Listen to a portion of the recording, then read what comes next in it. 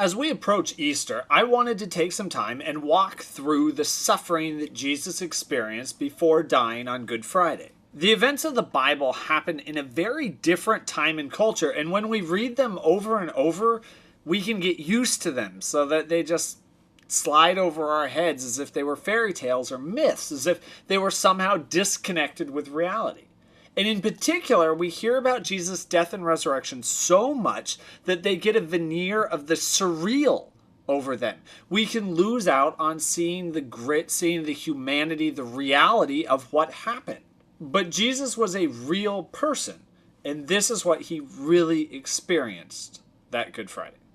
It began during the night when the soldiers got bored and began to whip Jesus, most likely with a flail, something that the soldiers regularly beat prisoners with. Now, this flail would have had bits of sharp stone, metal, and glass tied into each of its several strands, between 5 and 9. One strike would have cut multiple shallow gashes, ranging from 3 inches to over a foot in length, crisscrossing Jesus' back. A few more, and the cuts became deeper, cutting through the subcutaneous fat layer and beginning to slice through the muscles of his back, causing spasms, immense pain, and extreme bleeding.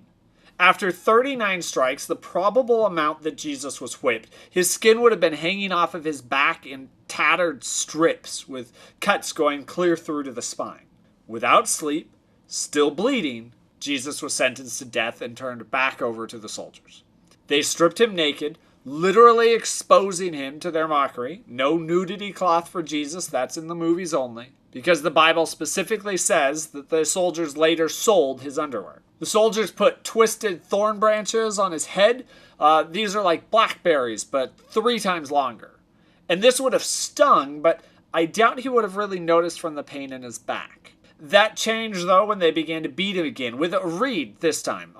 This would have been a thin but strong rod used as a walking or measuring stick. Think like a classroom yardstick today. Jesus was beaten with this yardstick around the head, time after time.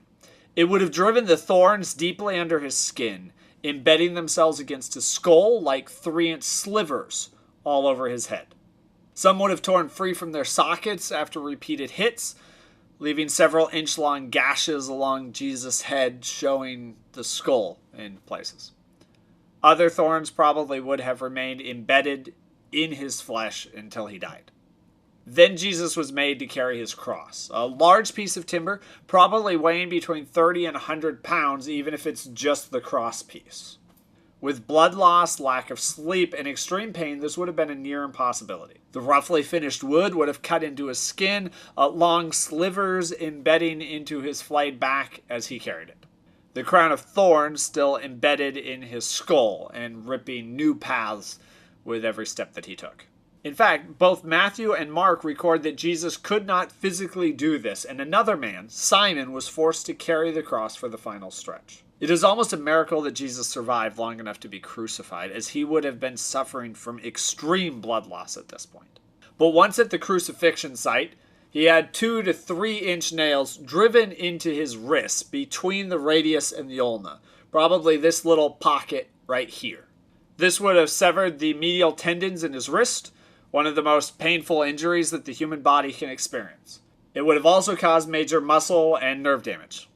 Then his knees were bent, and nails like tent spikes were driven into his feet, invariably breaking several bones in the process.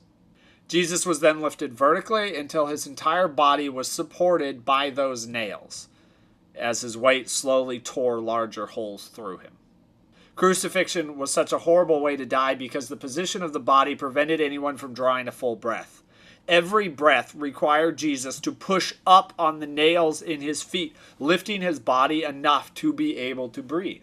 Jesus' legs would have given out after probably only a few minutes in that position. It's basically like doing a wall squat on your toes, but with a nail driven through your feet, so you're hovering just a little bit above the floor. Once his legs gave out, more of his weight would have transferred to his arms, slowly pulling his shoulders from their sockets, followed by his elbows and his wrists. All the while, with every breath, Jesus was grinding his torn back into the rough wood as he lifted himself up. continuing to do more damage. Breaths would have become shallower, speaking more difficult, as Jesus couldn't get the oxygen that he needed. Death came from blood loss, asphyxiation, and massive pressure on his heart, as he slowly died over the course of 6 hours struggling to breathe. This is not a fairy tale. This was a real man suffering these things, feeling real pain, shedding real blood, dying a real death for you. I hope this Good Friday you take it seriously. Thank you for watching. See you next Friday.